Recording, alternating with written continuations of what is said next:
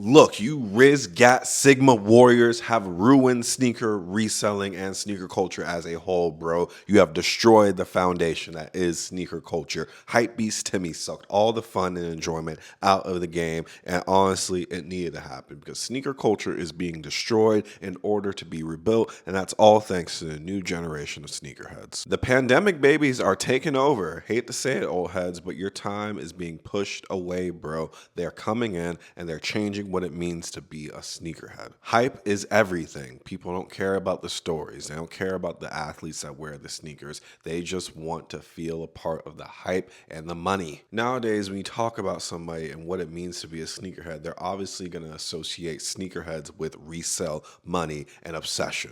This wasn't always the case. People were obsessive, but they were obsessive over the athletes and the stories. But nowadays, most sneakerheads are concerned with how fat they can make their pockets by keeping a pair of kicks and selling them to some other idiot. Oops, I mean somebody that really likes sneakers. Ever since 2020, we find ourselves with a lot of new sneakerheads. The culture cannot sustain the weight of all these new sneakerheads, and things are beginning to collapse. This new generation is greedy, just like the ones before them, but this greed is at a whole new level that cannot be sustained by this market. And as we can see here in 2024, the pieces are falling right before us, but now it's an opportunity to rebuild things. Let's talk about Gen Z, Gen Alpha, and what happened during the whole reselling pandemic that started during the COVID-19 pandemic. Yes, it was a pandemic. Yeah, they were making it rain while they're at home, social distancing. They had nothing but time on their hands, and with that time, they're allowed to get on their computers and get all the sneakers. They learned about StockX. They were watching the trends. They got obsessed with Bitcoin and sneaker resale investments. These raffles may be one of the worst things that happened to sneakers because things got so digitalized. It made it so easy for anybody to get in, get a sneaker, and call themselves a sneakerhead. What we have nowadays is the average person wants a piece of the cake too. They want to have fun. They want to see what all the hype's about, and they want to enjoy things as well. The pandemic created a deep association with money and sneakers that was never seen before. People had access to StockX, YouTube videos, TikTok videos. There was so much knowledge available online that everybody wanted to be a sneakerhead because they saw what money was coming into the culture. Eventually, people started loving sneakers more for their monetary value as opposed to their sentimental value. Very few people know who is the signature athlete of a lot of the shoes that they wear or what inspired the creator to make the shoes. They honestly do not care. The old generation loves those type of stories, and that's what made the sneakers have their monetary value. But honestly, hype is everything. If the people of the culture decide that this is the valuable sneaker, it's done. Look at Gallery Department Asics. Look at Travis Scott Jordan 1s. They are not necessarily expensive because of the person. They're more so expensive because of the hype. And this is really bad because people see sneakers as a quick cash grab. Like I said, all you need is an email address, a credit card, and a way to get on the Nike sneaker app or whatever app you have, and you have a chance of getting sneakers for retail,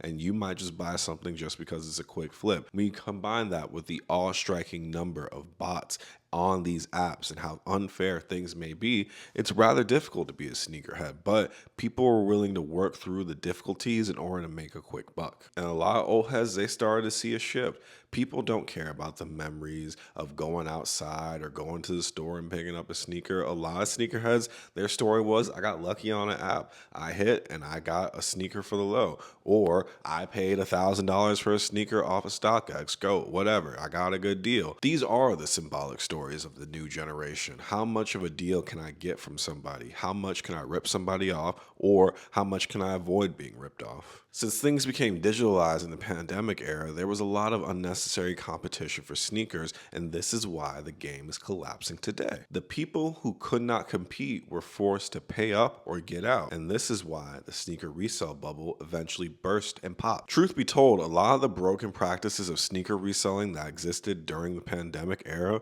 were never going to have any type of sustain because people were eventually going to go broke. Always remember this, buying sneakers is a luxury, it's a privilege, it's a first world problem at the end of the day. You will eventually realize that, hey, you know what? I don't need all these sneakers. And now in today's age, people are definitely waking up and realizing like, oh my God, I either have to choose between eating, keeping lights on, or buying sneakers. You know which one you're going to pick if you have two brain cells. And honestly, a lot of sneakerheads don't have that sometimes. But hey, Sneaker resale was thriving from about 2020 to 2022. I remember in 2022, Jordans and Yeezys were running the game. There were a lot of Jordan 1s, Jordan 4s releasing like crazy. There were new Yeezy models coming out every couple of months, and every time a new model dropped, that was the one. I remember when foam runners were like $500-$600 because they were so new and so different. It also had a steep cost, and many people did not want to pay that high exorbitant cost. Sneaker resale depends on two things: scarcity and necessity.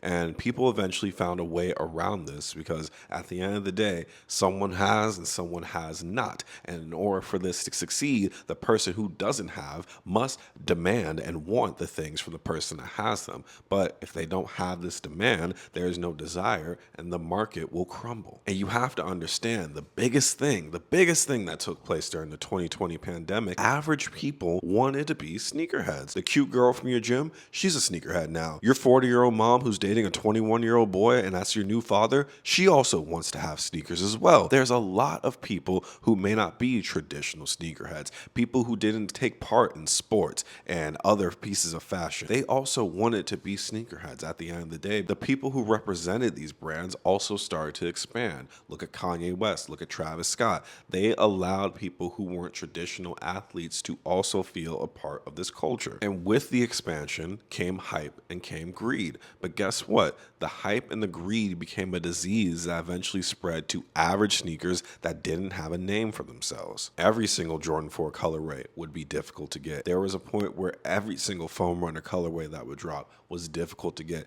because people knew that those models had extremely high demand. When you put people in this sort of ultimatum, you're forcing them to make a decision, and the customers didn't make a decision. And recently we see a new shift. I would say around 2023, we saw a very big shift in my eyes. You saw people gravitate away from hype per se. People were more concerned with how things look than how hype something was. Hence the rise of Asics, hence the rise of New Balances, hence the rise of other smaller brands. Those sneakers really popped off because people were more concerned about how their appearances were. And this is the biggest shift that has occurred that really knocked the sneaker resale and the whole sneaker culture down on its knees. The fact that people are more concerned with social media perception than anything else. Truth be told, the number one kicker about this new generation is the fact they do not care what is real and what is fake. That was the number one thing that made sneakerheads such powerful conglomerates back in the day. I'm talking about early 2000s, late 2000s. The people cared about what was real, what was fake. If your jump man looked a little funny, you got roasted. It was very clear who was and who was not. When you're wearing those Skechers and they wanted to look like Jordans, you got roasted. Nowadays, as long as your sneakers look real and you know how to PTSO, you are all good with this new generation because they do not care. They don't want to pay a lot of money, but they want to wear what's hype and they want to wear what's cool and they want to fit in. So they stop going to resellers all the time because they realize, like, look, most people nowadays are going to assume what I'm wearing is fake. I'm not going to be able to get that validation, but where I can get validation is being able to dress well. And this nonchalant attitude really hit in the sneaker market. You see companies are able to sell out of sneakers as quickly, and now they have to match this hype that has been created since they think everybody wants all these hype shoes. And yes, the extremely hype shoes still sell out, but the average somewhat hype shoe doesn't sell out as quickly. What do I mean by that? Look at Jordan 4 Breads. Look at the military blues. Those weren't instant sellouts, and they had so many pairs of those. Everybody has them because, once again, people care about fashion. Those sneakers would have sold way more 2 years ago. They would have sold for much higher value. These sneakerheads took a bold approach to what it means to be a sneakerhead and to have fashion, and they shifted the paradigm and they changed a lot of the pre-existing values that honestly gatekept a lot of people from being sneakerheads in the first place. And understand, there's a major disconnect between the new and the old, and honestly there's so many walls put up, and walls are meant to divide people. We got to destroy the walls in order to restore the connection. Yes, things are destroyed. Yes, things are in pieces, But what are we rebuilding to? We're rebuilding a community. At the end of the day, and I've said this before, what it really means to be a sneakerhead is just to love and appreciate sneakers. That's it. You don't have to have a million and one pairs. You can honestly own 2 pairs of Skechers, love them to death, know a lot about Jordans or know nothing about Jordans. You are still a sneakerhead. And honestly, the rep wearing community, the super hype, athletic, story loving community, and the people that just love fashion, all these different sectors of a much bigger culture need to come together like Pangea and just really reunite things, guys. Like, reselling really divided the culture in so many which ways. You got the people who use it to pay their bills, and I respect that. You got the people who are just greedy and just want to get everything in the world. You got people who just love sneakers. They don't want to participate in reselling. You got the people who are upset with reselling and they just wear reps. There's so many division and sectors within this culture right now. It has no choice but to be in pieces. But things are forming together, and that's with the shift away from monetary greed.